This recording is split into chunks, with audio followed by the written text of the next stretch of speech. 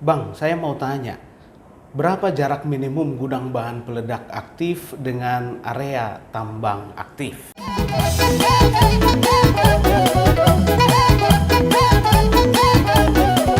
Sahabat dunia tambang kita, gudang bahan peledak di tambang itu pasti statusnya aktif.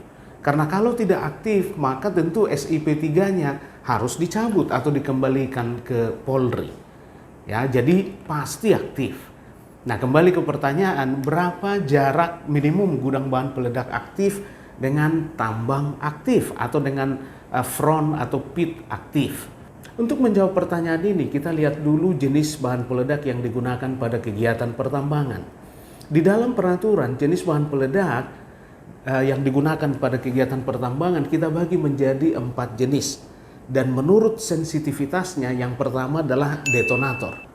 Nah, kemudian yang kedua adalah PK detonator, yaitu jenis bahan peledak yang peka terhadap detonator. Yang sering kita sebut di lapangan dinamit atau booster. Nah, yang ketiga adalah PK primer, yaitu jenis bahan peledak yang peka sensitif terhadap primer. Primer itu adalah gabungan dari dinamit plus detonator atau booster plus detonator. Dan yang keempat adalah bahan ramuan bahan peledak. Nah, itu menurut sensitivitasnya.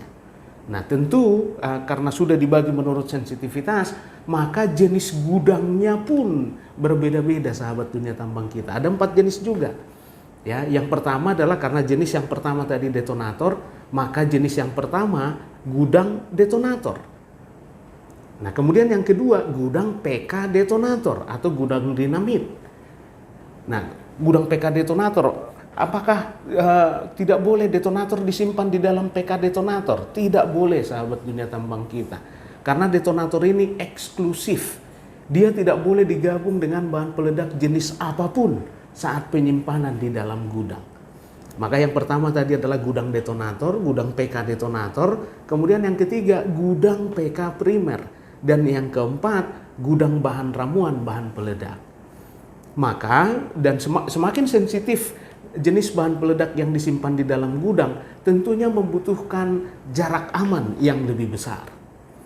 Oke, nah, dan kalau kita lihat pengaturan terkait jarak aman ini sudah diatur sebenarnya di dalam Kepdirjen Minerba nomor 309 tahun 2018, tepatnya di halaman 30 sampai dengan 31. Di halaman 30 sampai dengan 31 sudah dibuat tabel, yaitu tabel 1.1 jarak aman minimum untuk lokasi gudang bahan peledak PK detonator. Nah, di sini kita ambil PK detonator karena yang paling sensitif, sahabat dunia tambang kita. Artinya kalau untuk yang paling sensitif saja sudah aman, maka tentu akan aman untuk yang lebih tidak sensitif.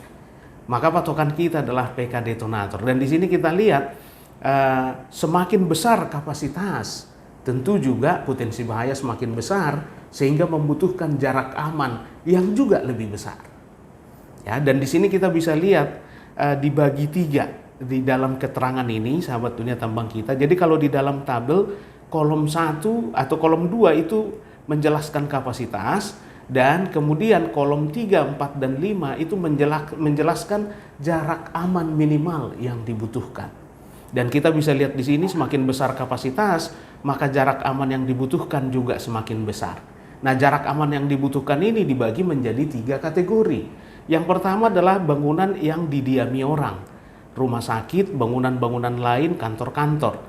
Kategori kedua, tempat penimbunan bahan bakar cair, tangki, bengkel, dan jalan umum besar. Dan yang ketiga, di sini adalah rel kereta api dan jalan umum kecil. Nah, di sini tidak ada dijelaskan jarak terhadap pit. Terus yang mana yang kita ambil?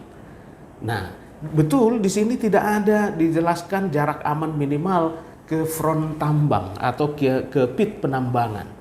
Nah, terus yang mana yang kita ambil? Yang kita ambillah yang paling kritis. Ya, yang paling kritis. Kita ambil yang paling pengaturannya paling besar. Maka kita anggap pit aktif itu nomor 1. Karena di pit aktif banyak orang, banyak alat. Kurang lebih sama karakteristiknya dengan kategori nomor 1. Bangunan yang didiami orang, rumah sakit, bangunan-bangunan lain atau kantor-kantor. Jadi kita ambil kolom nomor 3. Jadi berapa jarak aman minimal gudang bahan peledak ke pit aktif, maka kita ambil kolom nomor 3 ini. Misalnya kalau gudang PK detonatornya atau gudang dinamitnya kapasitasnya 1000 kilo, maka jarak aman minimalnya 152 meter. Atau kalau 2000 kilo atau 2 ton, maka jarak aman minimalnya 191 meter. Nah, seperti itu sahabat dunia tambang kita. Jadi sudah diatur sebenarnya. Ya, sudah diatur dan kita ambil yang paling kritis di dalam tabel ini. Ya, dan itu sudah dianggap mewakili. Nah, pertanyaannya sekarang, di sini kan Pak ada kalau kapasitasnya 1000 kilo atau 1 ton, 2 ton, 3 ton, 4 ton. Bagaimana kalau 3,5 ton? Bagaimana kalau 2,5 ton? Artinya kapasitasnya tidak ada di dalam tabel ini. Ya, tapi cuma diantaranya saja. Ya, tidak ada di dalam tabel. Terus bagaimana menentukan jarak aman minimalnya?